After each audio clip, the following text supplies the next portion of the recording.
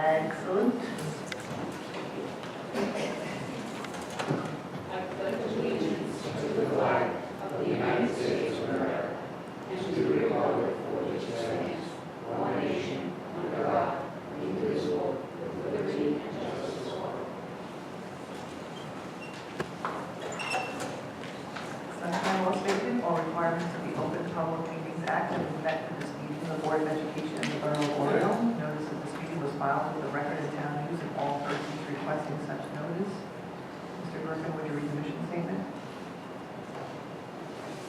The Oradell Public School District, a safe and nurturing learning community dedicated to ongoing pursuit of educational excellence, inspires lifelong learning in its children through comprehensive, innovative curriculum and instruction.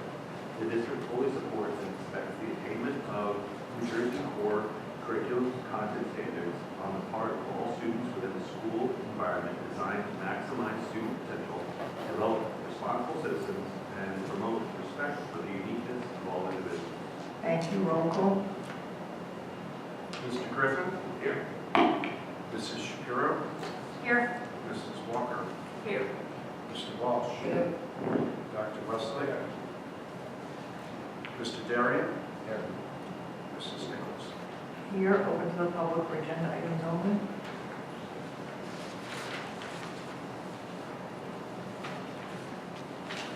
Okay, let's move to our audit presentation. So, Mr. Lee. Good evening, everyone. Here tonight to present the June 30, 2018 audit report.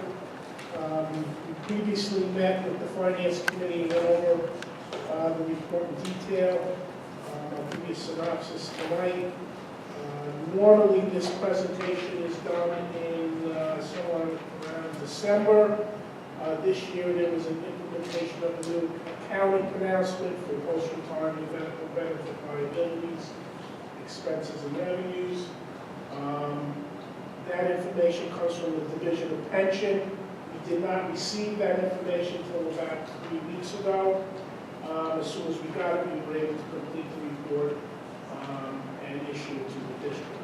The first item is our auditor's opinion. One of our charges is to provide an opinion on whether your financial statements are fairly stated. We issued an unmodified opinion, that's a clean opinion, meaning the financial statements are fairly stated, they're prepared in accordance with generally accepted accounting principles, and there were no scope limitations in performing the audit, meaning the balances have backup and the transactions have security documentation. Obviously, an unmodified opinion on the financial statement is a must, absolute must. Anything other than that means there's a deficiency with the financial statement numbers or in the disclosure. So obviously, unmodified is the absolute must. With respect to fund balances, one of the most important schedules in the report is the C1 schedule, which starts around somewhere around page 76 and goes to page 81 in the big report. The C1 schedule is your budgetary comparison schedule and is one of the most important schedules in the report with respect to you as board members because it gives you a line by line, it's the bigger report. It gives you a line by line accounting of your budget. Revenues, expenses, what you budgeted, any modifications you made, what the actual amounts were, and then what the balances are. On page 81 of the big book is a summary of your fund balances. You will be asked, starting, if you have not already, to review the 1920 budget, and one of the things you're going to ask is how much money do we have, how much fund balance is available, and the district has in total fund balances of $3,476,861. But they're segregated into different types of fund balance that are for specific purposes. So at the bottom of 81 is a summary of your year-end fund balance. The first line you'll see is capital reserve of $789,470. And it represents the amount of monies that the district has put aside by board resolution to fund capital projects. Those are school facilities projects that are in the long-range facility plan. This amount, $789,470, has not been earmarked for any projects yet. And they're available going forward to fund future projects. So if you have a approved school facility project, it's in the long-range facility plan, and you're looking for funds, you withdraw them from this reserve. The next item, which is also capital reserve, which is identified as designated for subsequent years' expenditures, meaning it's the portion of capital reserve you're using in this 18-19 budget to fund the project. That amount is $630,000, and it is funding the roof replacement project that was budgeted for in 18-19 and funded through this reserve. If the roof project comes in at only $500,000 or anything less than $630,000, the balance will be returned back to the $789,470. So monies in capital reserve can only be used for capital projects. School facility projects can't use them for salaries, benefits, tuition, strictly for capital school projects. The next reserve is a maintenance reserve of $643,157, and it represents the monies the board also put aside for required maintenance costs of school facilities. These monies can only be used for those type costs. They are not capital projects. They are projects that keep the school facilities in their current working conditions. You can't use that money for capital projects, and you cannot use that money for teacher salaries, tuition costs, or health benefits. Strictly for required maintenance projects. The amount that you have in this reserve is the maximum you're allowed to have under the regulations. It's 4% of the replacement cost of your buildings. There's an actual form that does the calculation, and you funded this thing 100%. Emergency reserve is a reserve that was put aside many years ago. It's a reserve that can be used for security projects. It can be used for unbudgeted health benefit costs that exceed 4%. And it can be used in an emergency situation if there's no other funds available in the district budget. Any use of these funds must be approved by the county superintendent of schools. It's very difficult to use these funds during the year for an emergency situation because the county office will review every budget line and every revenue line, and if there's excess revenues, they'll make you use them or transfer money from other budget accounts.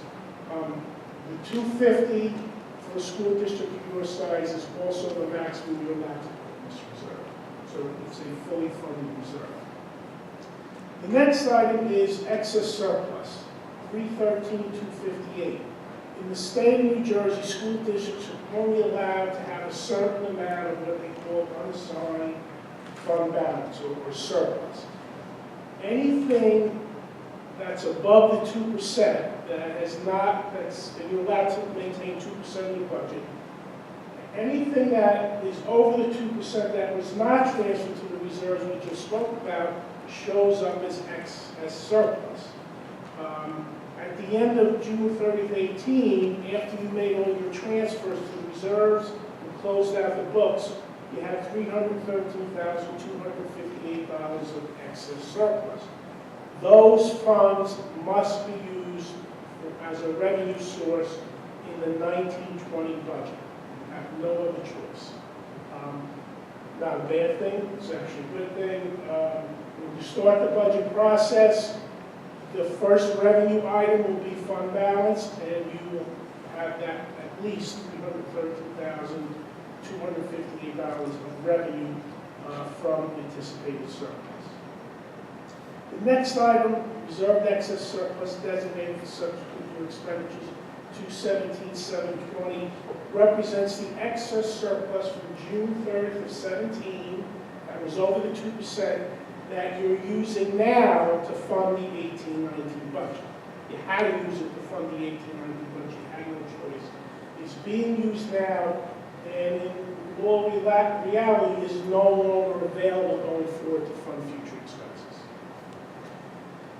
The next area is assigned fund balance. We have year-end encumbrances of $161,705, and that represents commitments that the board made either through a contract or a purchase to buy goods or services, where the goods or services were not rendered at the end of the year. So you don't really owe anybody money because they didn't provide any service or you didn't receive any goods, but you made a commitment to buy those things and pay for those goods and services once they're received. Once those items are received, these POs are liquidated, they get expensed, and they are charged out to the budget. The 161,705 is another item of fund balance that is not available going forward to spend because you've committed it, and by this point in time, probably have spent and liquidated all those POs. The next item under assigned fund balance is designated for subsequent expenditures of $160,048, and it represents the additional fund balance that the board chose to use to fund the 18-19 budget.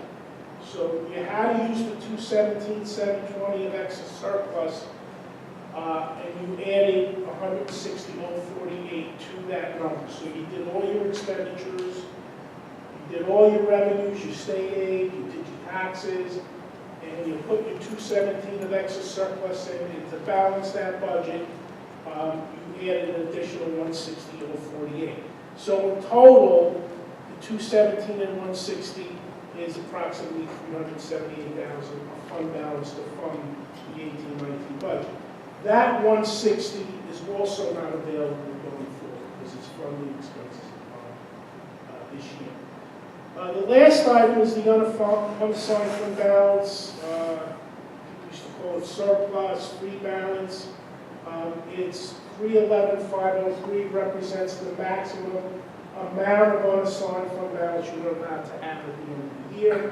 Because it represents 2% of the budget plus certain additions for unbudgeted aid. Because the 2% of your budget is less than 250, they allowed you to have a minimum of 250 in this reserve.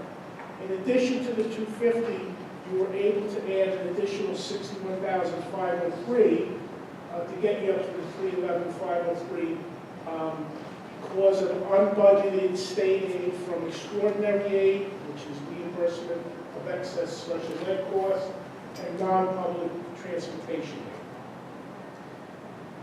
The significance of the additional 61,503 is during this school year, 18-19, the board can appropriate that $61,503 to the budget by a resolution of the board without asking county approval unless you use it for a construction project. Then they're required to approve it. But any other line in the budget, equipment, salaries, tuition, health benefits, maintenance, anything other than construction, the board can simply appropriate that by board resolution. Overall, fund balance increased about $550,000. You used about $152,000 in capital reserve last year. You put $500 back in. You funded your maintenance reserve to the max it could go to, which was $45,000, and your excess surplus in the end increased to $100,000. You have the maximum in the emergency reserve, the maximum in the maintenance reserve, and the maximum in unassigned fund balance. I would say financially you're in really good shape, extremely sound condition, have some nice reserves if you want to do some capital projects or maintenance projects. Questions? Mr. Payne? I just have one quick question, and I'm sure you have clarified it, but on the capital reserve designated for subsequent year expenditures, so that was the 630,000, correct, for the roof and so on? That was for the roof project. So if we have 100,000 left over, that can roll over to the 1920 school year? It will roll back into the 789. It will go back into the portion of capital reserve that has not been earmarked for any project. Once it gets in capital reserve, if you appropriate and don't use it, it gets returned to the reserve. Which is still our money. Oh, yeah, of course. Okay. No, some things, that if you don't use it, you lose it. Yeah, there was one year where one of the governors actually came in and took, 25% of your reserves, 100% of the excess surplus. But that hasn't happened. But, Hasn't happened yet. well, yes, it's, but overall finance are in really good shape. So what is a standard to look at on variance for, on expenditures? Is 2% acceptable, is 4% acceptable, is 10% acceptable? It's hard to say because every district's a little different. The thing you have to understand about a school district budget, which is different than like a municipality, is the budget's being prepared sometimes for 4 to 5 months before the year starts and before some information is known, like health benefit increases. If you would say health benefits, they're increased January 1. The key is stability, and the key is whatever surplus you use, the 377 that you're using to fund expenses, that you're able to regenerate that out of the budget so that you come back into the same spot. So to say is it should be 10%. I mean, some budgets produce millions of surplus. Some don't produce any, but it's relative to how much of surplus you use. If you use none and you don't produce any, you're basically in the same spot. From an operational point of view, the only thing is you have no reserves, which is not. You need reserves. The small report is our auditing findings. Summarized on page 13. I'm happy to report number 1. We don't have any material weaknesses in internal control findings or any significant deficiencies in internal control findings or any non-compliance findings. We did note 3 recommendations on page 13. These are considered general findings and not material or significant deficiencies. The first one, which is on the financial planning, accounting, reporting, deals with certain part-time employees, actually part-time aides that are paid over the amount that requires them to be enrolled in the DCRP pension plan of the state of New Jersey. Even though they're part-time employees, they were paid over the $5,000 limit that requires you to then be enrolled in DCRP. It's a mandatory enrollment. There is no choice. The only way you can get out of it is if you're collecting a pension already from a state pension system. If you are not, then you have to go.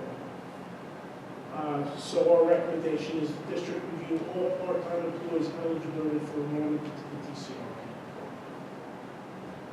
Next item dealt with the Title I grant and certain monies that were not spent within the allotted time period. Basically, you have to spend the money within the 2-year period. There are certain exceptions to that. If you don't spend the money within the allotted time period, you have to give the money back to the federal government. During our audit, we noted that from these 15-16 year, when the district tried to carry forward those leftover monies into the 17-18 year, they were denied that access to that money, and therefore the federal government released it or took it back, and you could not spend it. So you got to monitor the grants, and you got to come up with programs that obviously fit the program, so that you can spend them in the time period and not give them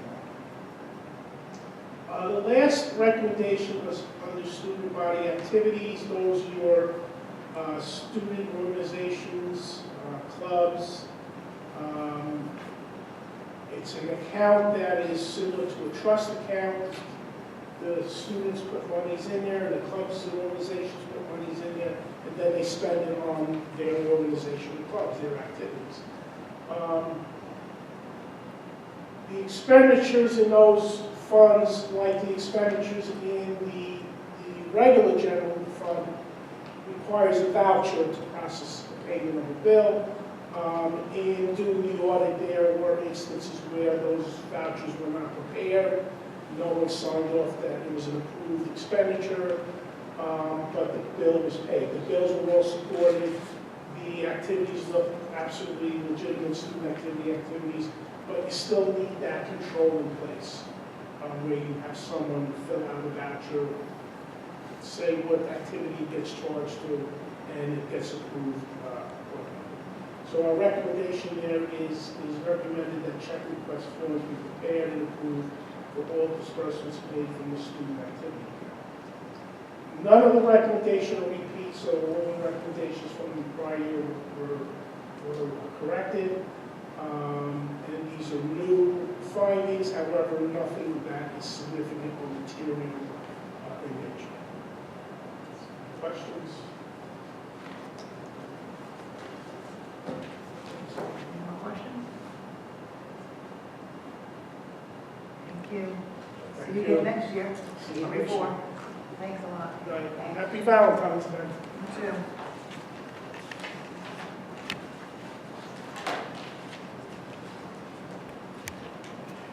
We'll move to the superintendent's report.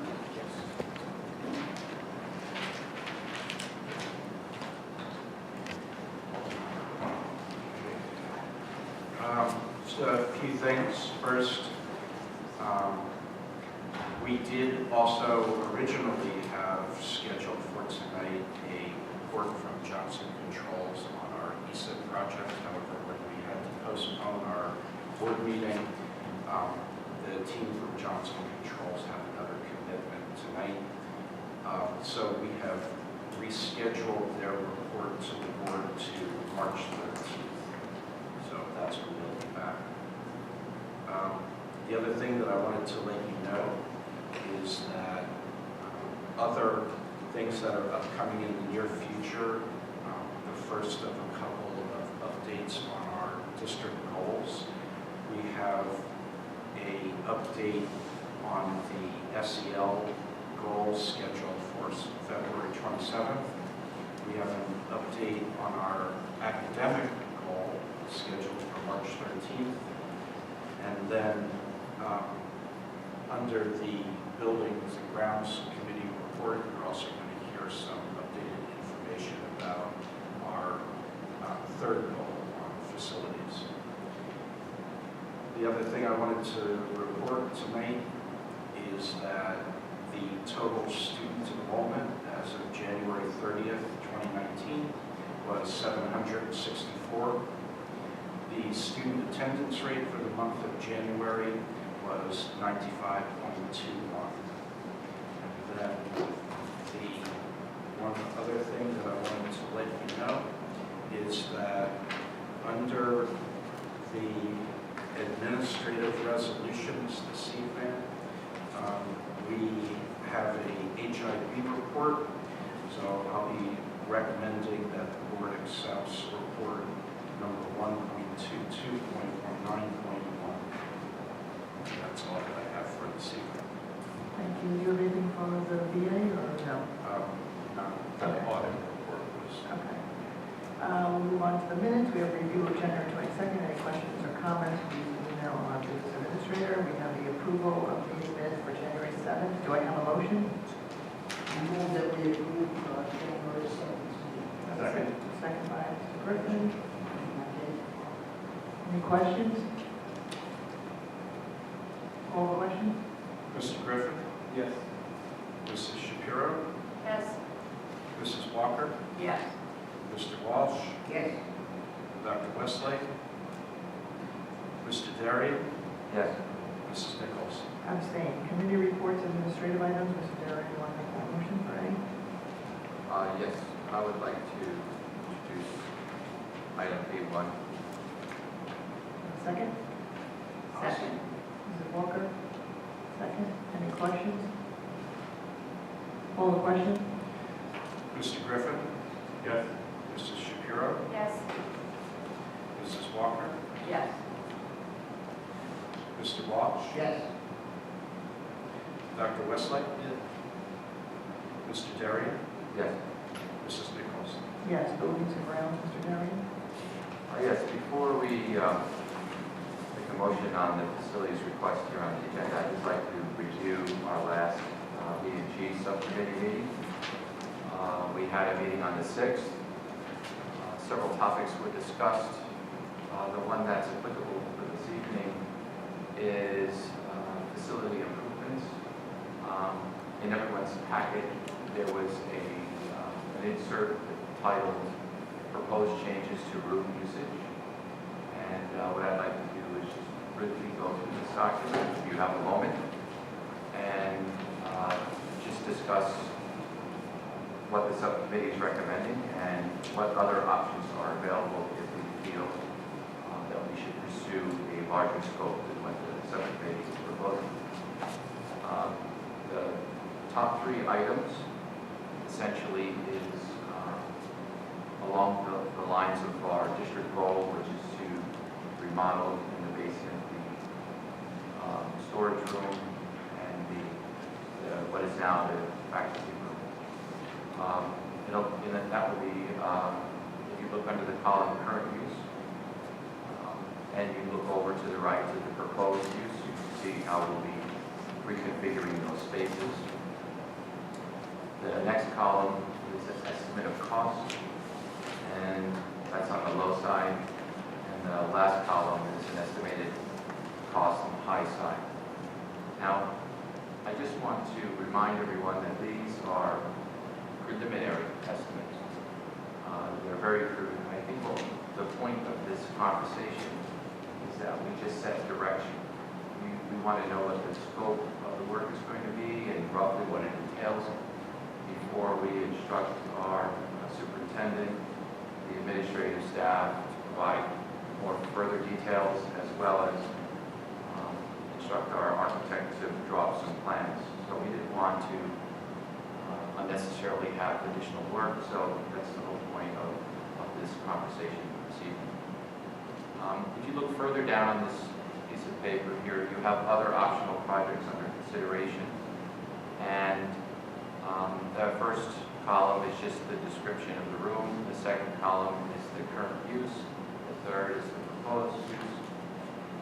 Then the following 4 columns are rankings. And we're ranking the first column under cost. So low, or number 1 is low cost. 9 is high cost. The next is complexity. Some projects involve more work, and they're ranked low, as in 1, and difficult as in 9. The scope of work, and then finally is a composite score, just so that we can list them in an order that would be easiest to use. So I'd like to open the floor to anyone who has any questions or feels that any of these optional projects should be included in the original scope that was recommended by the subcommittee. And we also have here this evening our architect, Mr. Greg Somjen, and his assistant. I don't know his name, so sorry. Okay. But they are here if you have any questions. So would anyone like to discuss either what's on here or anything else that might come to your mind?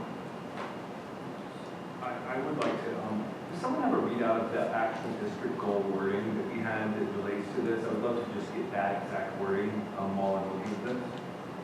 I can tell you, I don't have it in front of me, but it was to increase usable instructional space in the building. That's the paraphrase of it. Okay. One thing that stands out to me, and I don't know, but we're spending upwards of $250 to $350 on a faculty room.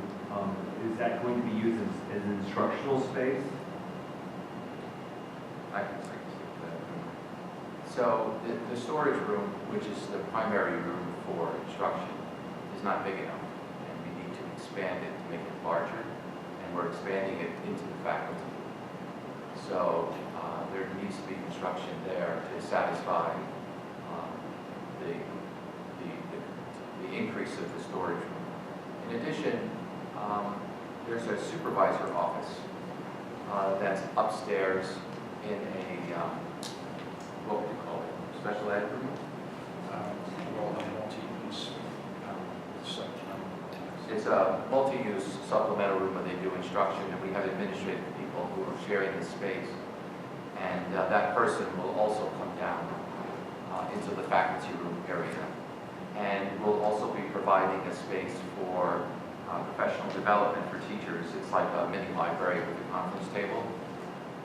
So we're actually, the faculty room is fairly large, and so we're approaching into it significantly, which would require these modifications. That's why there's a cost involved. It's not, we're not just remodeling the faculty room, we're converting it to